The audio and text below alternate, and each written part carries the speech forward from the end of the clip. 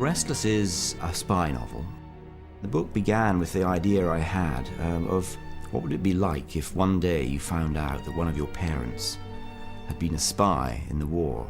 And so we have the story of Ruth, the daughter, in the 70s, and the story of Ava, her mother, in the 40s, and the two storylines eventually blend together to bring about closure to Ava's life as a spy.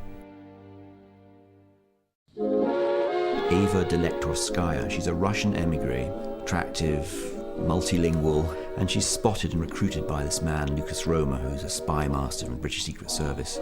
He trains her, and he has these very clear rules of behavior, but the main rule is don't trust anyone, rule number one. And the thing that Ava is good at is throwing people off the scent, and she does things like go into buildings, but when she comes out the other entrance, she's wearing a headscarf, and she actually becomes a very efficient spy. And then something terrible happens to her, and she has to run for her life, literally, and she's still running 30 years later. I came across a forgotten corner of World War II history. In May 1940, Churchill became Prime Minister. Britain was alone against Nazi Germany, and he made it his absolute priority. He said this to his son: the first and only thing I have to do is get the United States in on our side.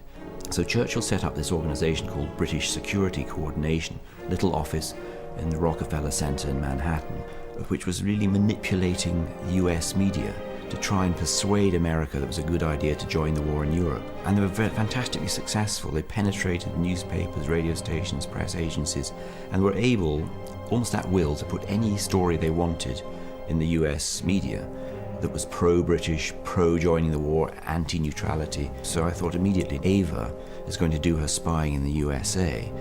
Would it have worked? We'll never know, because Pearl Harbor happened, and his mission, if you like, had been achieved for him by the Japanese.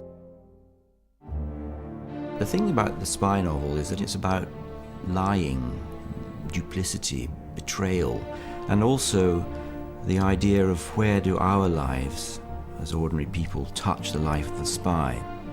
And I think it's in this idea of restlessness, that the spy is always terrified or worried or restless because of the fact that she or he might be exposed, might be caught.